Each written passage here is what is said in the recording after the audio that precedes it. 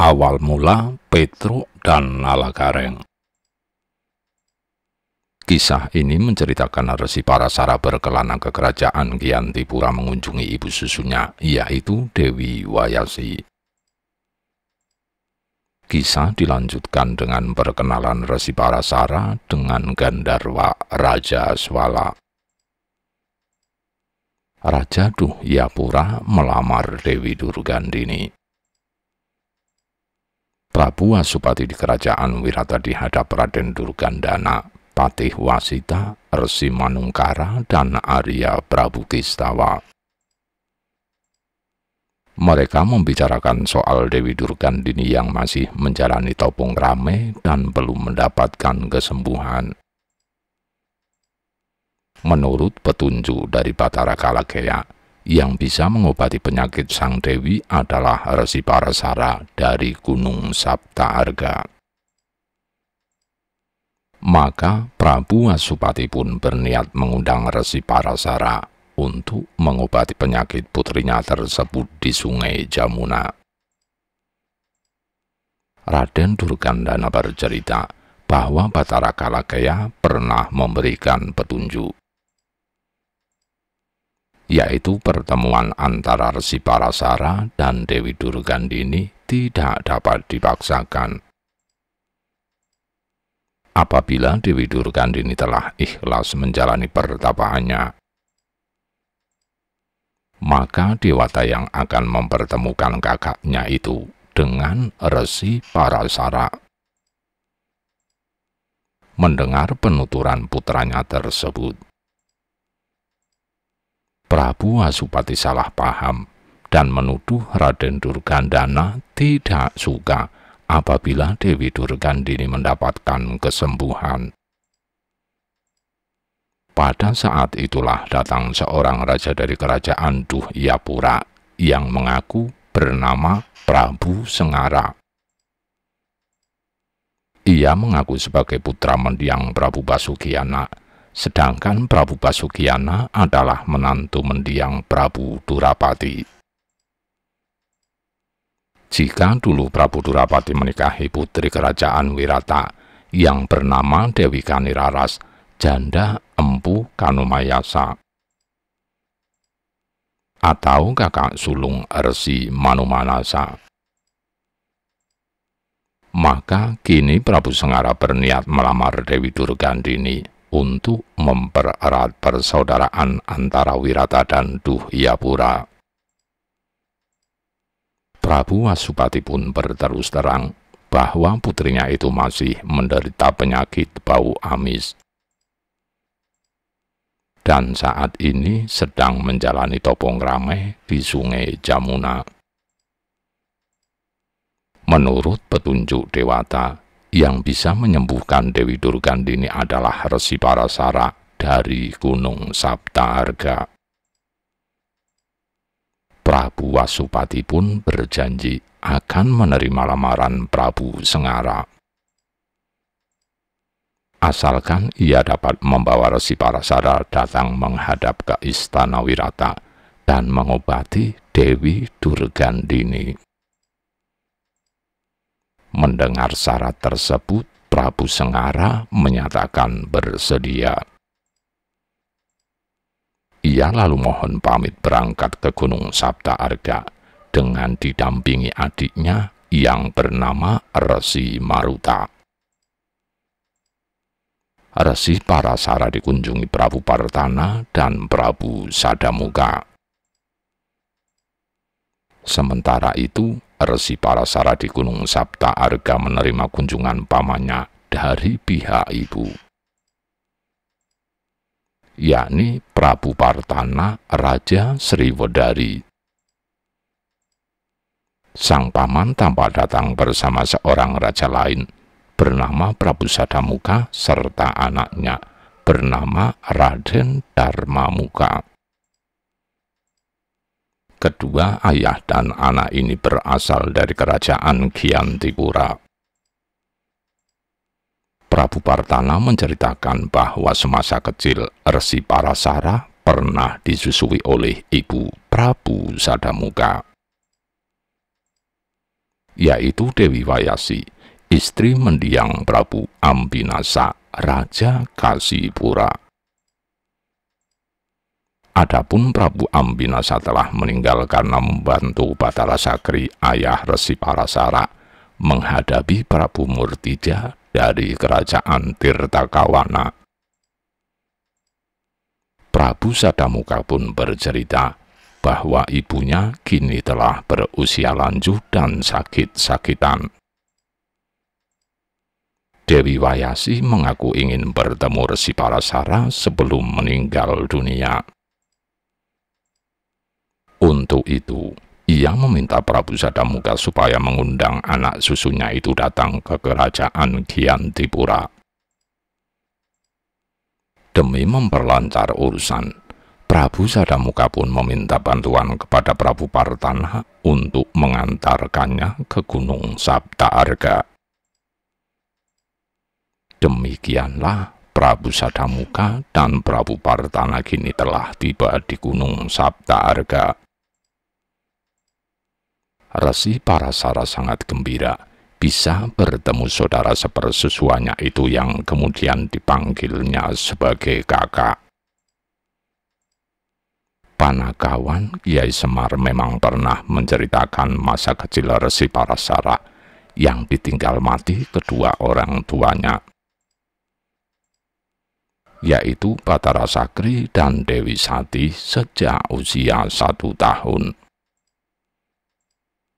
Kemudian disusui oleh istri Prabu Ambinasa yang bernama Dewi Wayasi sampai usia 2 tahun bersama dengan Raden Sadamuka yang saat itu sama-sama masih bayi. Pasukan Duhyapura berselisih dengan pasukan Gyantipura.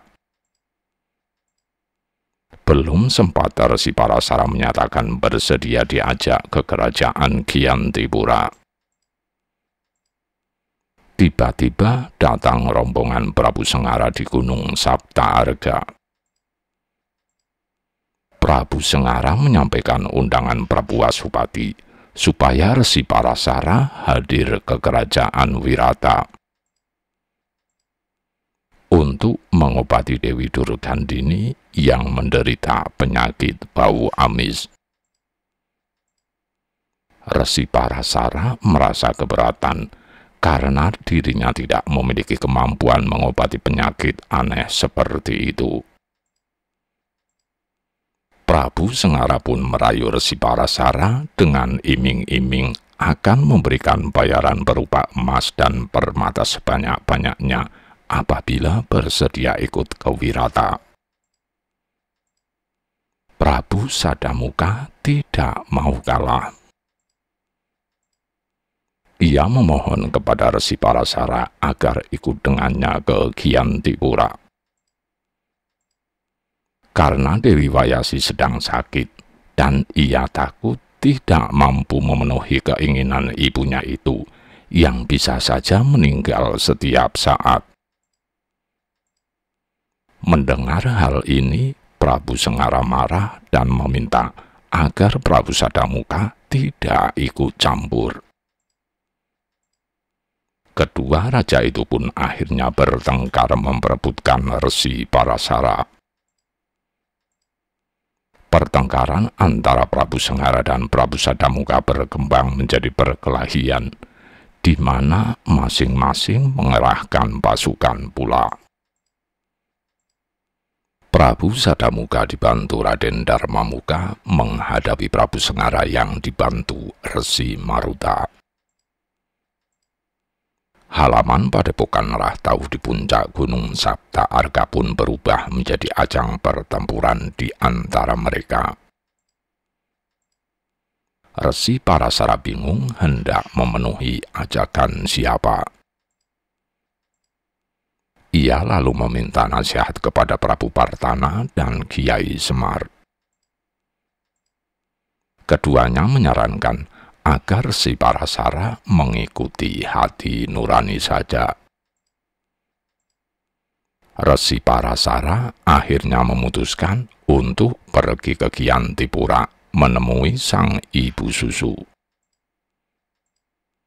daripada menerima undangan Prabu Sengara yang memberikan iming-iming berupa emas permata. Ia takut imbalan tersebut dapat mengotori ketulusan hatinya.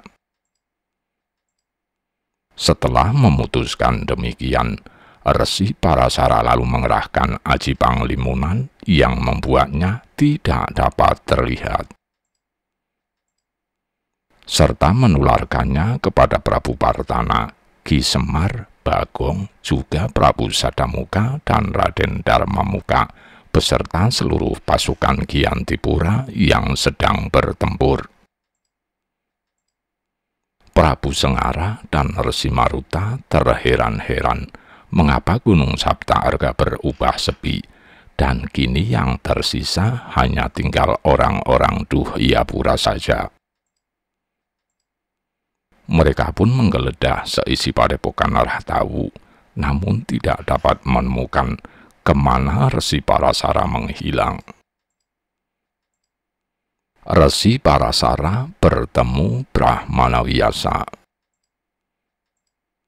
Sementara itu, Resi Parasara, Prabu Partana, Prabu Sadamuka, Raden Darmamuka, Kiai Semar, dan Bagong telah memasuki wilayah kerajaan Gyantipura. Di tengah jalan mereka bertemu seorang pertapa bertubuh tinggi besar, mengaku bernama Brahmanawiyasa. Pertapa ini berkelana ke segala penjuru negeri untuk mencari orang yang bisa mengungguli kekuatannya. Barang siapa yang lebih kuat daripada dirinya, maka orang itu akan ia akui sebagai ayah. Namun demikian, sampai saat ini belum ada seorang pun yang mampu mengangkat tubuhnya. Prabu Sadamuka heran bercampur geli melihat ada pertapa yang ingin memiliki ayah dengan cara demikian. Brahmanawiyasa tersinggung dan mengajaknya adu kekuatan. Prabu Sadamuka pun menerima tantangan tersebut. Ia dipersilahkan mengangkat tubuh Brahmanawiyasa lebih dahulu. Prabu Sadamuka maju dan mengerahkan segenap kekuatan, namun sedikit pun tidak mampu menggeser tubuh Brahmanawiyasa. Selanjutnya, giliran Brahmanawiyasa mengangkat tubuh Prabu Sadamuka. Karena yang diangkatnya seorang raja, Brahmanawiyasa pun melakukannya dengan penuh hormat dan sopan santun. Tubuh Prabu Sadamuka langsung terangkat dengan sangat mudah, dan setelah itu dikembalikan lagi ke tanah secara perlahan-lahan.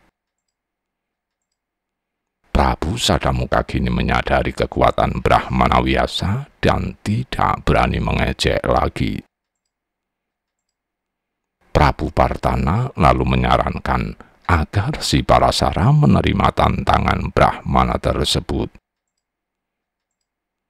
Resi Parasara memohon restu kepada sang paman, lalu maju dan mengangkat tubuh Brahmanawiyasa dengan satu tangan. Brahmanawiyasa sangat heran melihat Resi Parasara yang bertubuh kecil darinya itu ternyata mampu mengangkat tubuhnya. Padahal orang-orang lainnya yang selama ini ia temui, banyak yang bertubuh besar, namun tidak ada yang berhasil. Setelah diturunkan, Brahmanawiyasa ganti mencoba mengangkat tubuh Resi Parasara. Anehnya, meskipun mengerahkan segenap kemampuan, ternyata tubuh Resi Parasara sedikit pun tidak tergoyahkan. Brahmanawiyasa sangat senang dapat menemukan orang yang lebih kuat darinya. Ia pun menyembah Resi Parasara dan menyebutnya sebagai ayah. Sekejap kemudian, tubuh Brahmana Vyasa musnah dan masuk ke dalam diri Resi Parasara. Suaranya terdengar berkumandang di angkasa, bahwa kelak ia akan menitis kepada putra Resi Parasara yang ditakdirkan memiliki kebijaksanaan tinggi. Namun berkulit hitam gelap, putra Resi Parasara itu kelak dikenal dengan nama Resi Abhyasa. Resi Parasara senang mendengar pernyataan Brahmana Vyasa tersebut. Prabu Sadamuka lalu mengajaknya melanjutkan perjalanan menuju istana Gyantipura. Resi Parasara bertemu Dewi Wayasi. Sesampainya di istana Gyantipura, Resi Parasara segera menemui sang ibu susu, yaitu Dewi Wayasi yang sedang sakit parah. Dewi Wayasi sudah bertekad tidak mau mati dulu sebelum berjumpa Resi Parasara. Sehingga pertemuan ini pun berlangsung dalam suasana haru. Prabu Sadamuka ingin lebih mempererat persaudaraannya dengan Resi Parasara. Ia sebenarnya berharap Resi Parasara memiliki anak perempuan supaya bisa dijodohkan dengan Raden Darmamuka putranya. Sayangnya sampai saat ini Resi Parasara belum menikah, padahal usianya sudah lebih dari 40 tahun. Resi Parasara pun menjawab, mungkin kelak anaknya yang akan menikah dengan cucu Prabu Sadamuka. Mendengar itu, Prabu Sadamuka tertawa karena mengira Resi Parasara sedang bercanda. Sebenarnya Resi Parasara tidak bercanda, tetapi meramalkan bahwa dirinya kelak akan memiliki seorang putra bernama Resi Abhyasa yang kemudian menikah dengan Dewi Ambika dan Dewi Ambalika, putri Prabu Darmamuka atau cucu Prabu Sadamuka. Dari perkawinan itulah lahir ayah para Kurawa dan ayah para Pandawa. 7 hari kemudian, Dewi Wayasi akhirnya meninggal dunia. Prabu Sadamuka memimpin upacara pemakaman ibunya itu dengan didampingi Resi Parasara, serta dihadiri pula oleh Prabu Partana. Selama tinggal di Gyantipura, Resi Parasara memanfaatkan seluruh waktunya untuk berguru kepada para pendeta dan Brahmana di sana. Setelah dirasa cukup, ia lalu mohon pamit kepada Prabu Sadamuka untuk kemudian menyertai Prabu Partana pulang ke kerajaan Sriwedari. Di sana pun Resi Parasara menimba ilmu sebanyak-banyaknya dari para pendeta dan Brahmana. Setelah menamatkan segala pelajaran, Resi Parasara didampingi Punokawan Kiai Semar dan Bagong mohon pamit kembali ke Gunung Saptaarga. Resi Parasara bertemu Gandarwa Raja Swala. Dalam perjalanan pulang, rombongan Resi Parasara berjumpa Raja Makhluk Halus yang mengaku bernama Gandarwa Raja Swala. Raja Makhluk Halus itu bercerita bahwa dirinya memiliki seorang anak yang sangat nakal, bernama Gandarwa Supatra. Dewata pun memberikan petunjuk supaya Gandarwa Raja Swala meminta bantuan kepada Resi Parasara untuk menyembuhkan kenakalan Gandarwa Supatra. Gandarwa Raja Swala menjelaskan bahwa Gandarwa Supatra sangat suka mengganggu istri manusia. Ia sudah berusaha menasehati putranya itu dengan segala cara, namun tidak berhasil.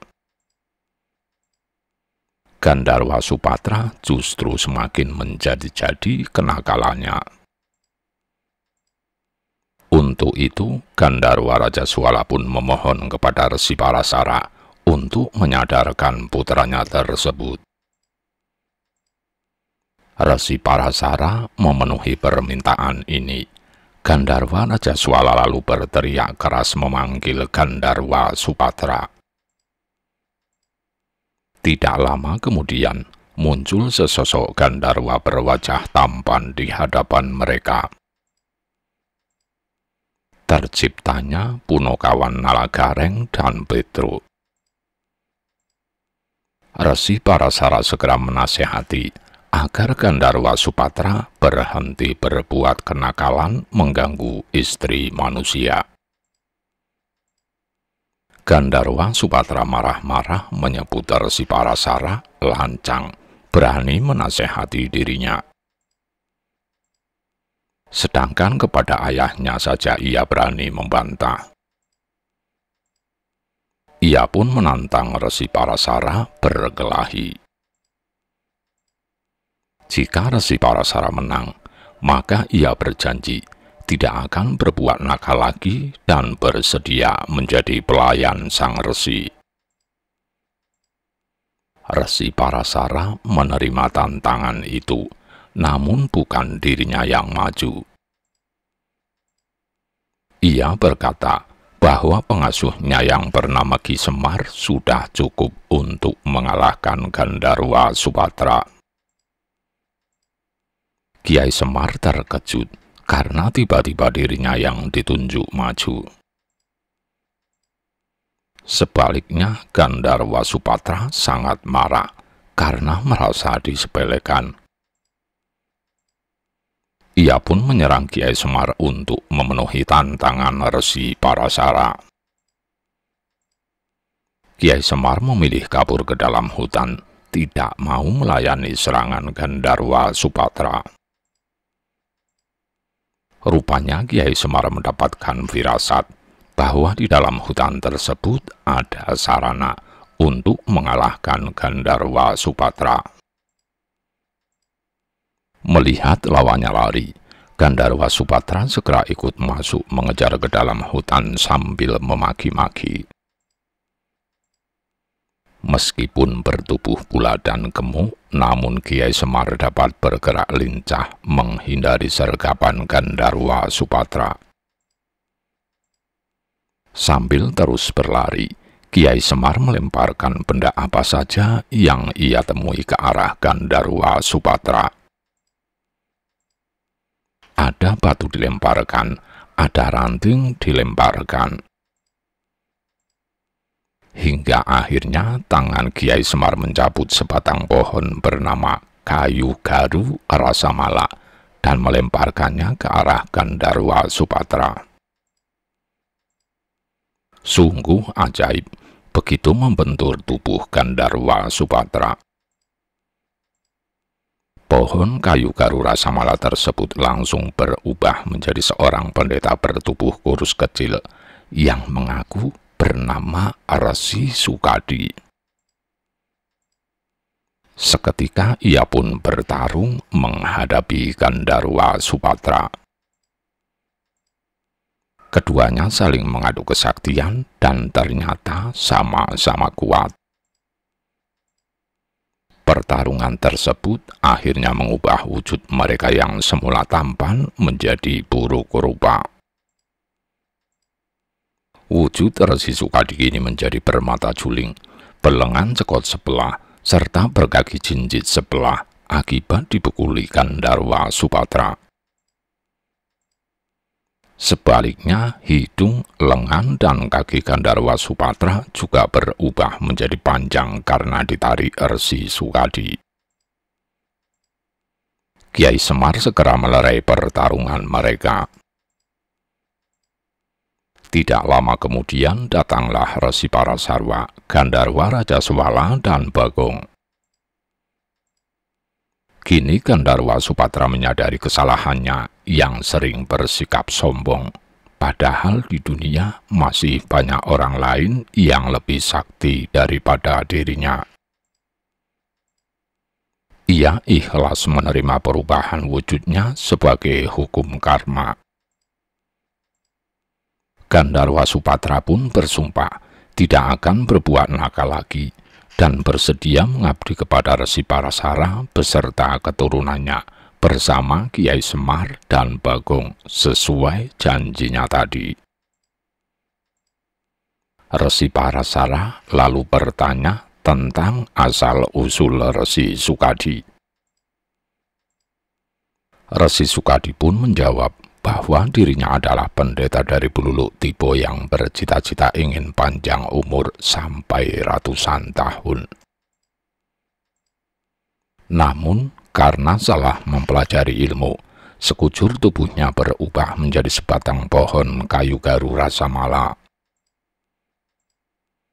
Menurut petunjuk dewa, ia akan berhasil kembali menjadi manusia dan terkabul keinginannya memiliki umur panjang apabila bertemu seorang bertubuh bulat gemuk bernama Kiai Semar. Petunjuk dewata itu kini telah menjadi kenyataan. Meskipun wujudnya kini berubah menjadi buruk rupa akibat pertarungan melawan Gandarwa Supatra tadi. Namun ia ikhlas asalkan bisa memiliki umur panjang. Sebagai ungkapan terima kasih, Resi Sukadi pun memohon untuk diizinkan menjadi anak Kiai Semar. Pada saat itulah datang Batara Narada yang membawa pesan dari Sang Hyang Padawenang, leluhur para dewa. Sang Hyang Padawenang berpesan bahwa Kiai Semar ditugasi untuk mengasuh keturunan Resi Parasara yang memiliki jiwa kesatria dan berbudi luhur. Karena tugasnya mengasuh orang-orang istimewa, maka tanggung jawab Kiai Semar jauh lebih berat daripada kakaknya, yaitu Kiai Togog yang bertugas mengasuh para raksasa dan golongan jahat. Oleh sebab itu, jika Kiai Togog hanya memiliki seorang pendamping bernama Bilung, maka Kiai Semar mendapatkan 2 pendamping tambahan selain Bagong.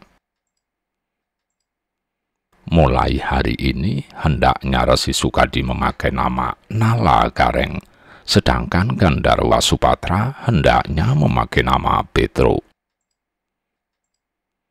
Adapun Bagong mulai saat ini dijadikan anak bungsu Kiai Semar karena sikapnya yang kekanak-kanakan, yaitu sebagai adik Nala Gareng dan Petro. Bagong pun menerima keputusan ini, yaitu menjadi anak bungsu, tetapi tidak mau memanggil kakak kepada Nala Gareng dan Petro, karena ia merasa lebih dulu mengenal Kiai Semar dibanding mereka. Setelah berpesan demikian, Batara Narada lalu kembali ke Kahyangan. Gandarwa Rajaswala sangat gembira karena Dewata menunjuk putranya menjadi pengasuh para ksatria berbudi luhur keturunan Resi Parasara. Ia pun ikut mengantarkan rombongan tersebut kembali ke Gunung Sapta Arga. Gandarwa Rajaswala mengusir orang-orang Duhyapura. Sesampainya di Gunung Sapta Arga, ternyata Prabu Sengara, Resi Maruta, dan pasukan Duhyapura masih berjaga menunggu Resi Parasara kembali. Begitu melihat Resi Parasara datang, Prabu Sengara langsung memerintahkan pasukan untuk meringkusnya dan membawanya ke Wirata secara paksa. Melihat itu, Gandarwa Rajaswala segera turun tangan. Dengan kesaktiannya, ia pun mengerahkan angin badai yang membuat tubuh Prabu Sengara, Resi Maruta, dan seluruh prajurit Duhyapura terlempar sejauh-jauhnya. Resi Parasara pun berterima kasih atas bantuan Gandharwaraja Swala. Kini di antara mereka terjalin persahabatan. Gandharwaraja Swala lalu mohon pamit kembali ke negerinya di alam siluman. Dan ia berjanji, jika Resi Parasara membutuhkan bantuannya, maka cukup bersiul saja, ia pasti datang. Demikianlah, mulai kini Resi Parasara pun memiliki 4 orang punakawan bernama Kiai Semar, Nalagareng, Petruk, dan Bagong, yang kelak juga akan mengasuh keturunannya. Rahayu, Rahayu, Rahayu.